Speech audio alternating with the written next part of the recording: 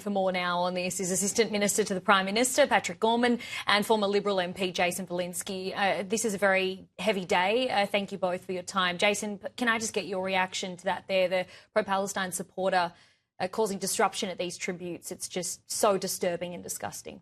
And unfortunately, Holly, so typical.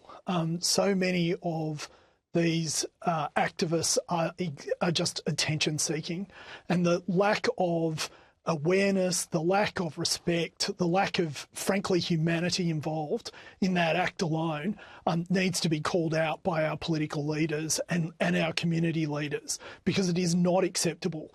And really, the things that we should be talking about tomorrow and the weeks that come are the infrastructure that has been built up that both enables and encourages this sort of behaviour throughout our community. And that's what really needs to change if we are to get back to the sort of Australia that Patrick and I grew up in, one where cohesion was taken for granted, not something that is now under threat. Minister Gorman, I mean, does the government have blood on its hands for its weakness on anti-Semitism? This hatred has been allowed to fester in our country since October 7. Let me say, firstly, we will do everything necessary to continue to stamp out anti-Semitism.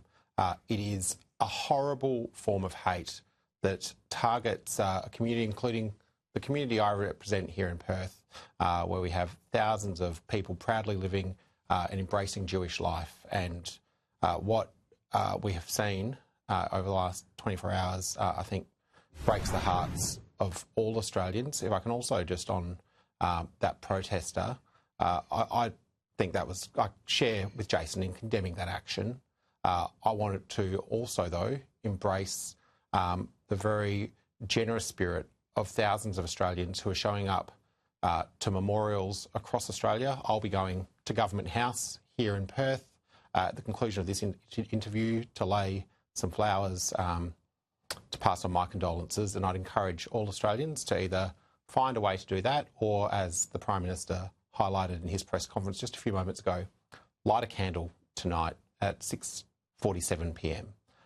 To remember those who have been lost, but also to remember the sort of Australia that we are, the Australia that works together, especially in the face of horrific terror attacks. Jason, the Prime Minister and Minister Gorman there has just said that they'll do everything they can to stamp out anti-Semitism. Well, it's a bit late. Say that to the parents of 10-year-old Matilda, who was slaughtered last night. This makes me, and I'm sure so many people watching, feel sick and so incredibly angry. The writing was on the wall and it was ignored by our leaders. That is not leadership, that is weakness. So, Holly, let me say, I know that Patrick is as upset about this as I am. The fact remains, though, that when the Prime Minister won't say the words Islamic terrorism, when the Prime Minister has to say this act of barbarity and then immediately talk about far right-wing threats and violence, it means that we are playing politics and not being serious.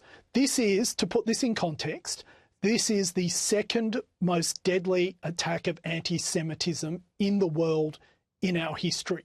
It is inconceivable that this would have happened 3 years ago. We had in New South Wales a government that spent 6 months trying to prove that a crowd of protesters at the Opera House weren't saying gas the Jews, but were instead saying where are the Jews. Somehow that was better.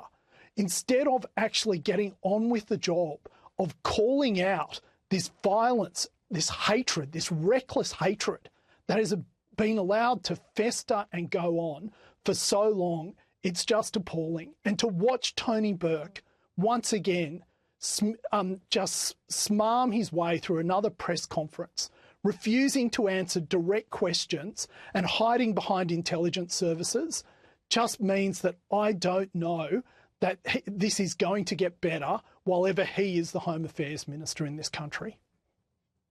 Patrick, I really want to get to what can be changed, and we'll get to that in just a moment. But before we do, instead of acting on anti-Semitism, right, our government, the party that you also represent, has allowed hate to fester here. The protests to occur on the steps of the Opera House, chanting about death to the Jews, where are the Jews, as Jason was just saying. It allowed protests to take over our major cities every single weekend, some holding terrorist flags, burning of synagogues, Jewish landmarks targeted, our schools targeted. Our leaders then criticised the Israeli government and then recognised Palestinian statehood. That is not leadership, Patrick. Oh, well, I think your viewers know the extensive action that this government has taken when it comes to the continued fight to stamp out anti-Semitism. We've appointed Special Envoy, as you've seen, extensive work. And you didn't take any of the recommendations or put them into action. Many of them have been including the work that's been done with universities, the work that we've done in terms of further restrictions in our criminal laws around hate speech and the use of Nazi symbols.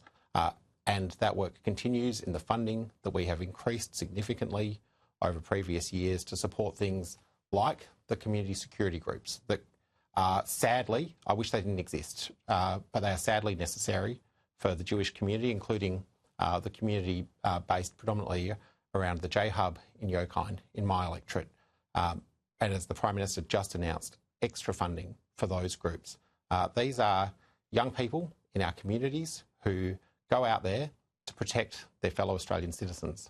I've spoken to parents who have their children who make that contribution. And if I can just say to them, to those people who contribute to those community security groups who are there, including at synagogues in my electorate overnight, I want to say a sincere thank you. We back you. We're backing you with additional financial support, just as we'll continue to support the community in other ways, as the Prime Minister's just outlined, with looking at deductible gift recipient status improvements so that those who want to give, where you can take a positive action in the face of unimaginable terror, will support that as well. Well, Patrick, I mean, it's all good and well. Of course, support is always wanted and thanked, of course.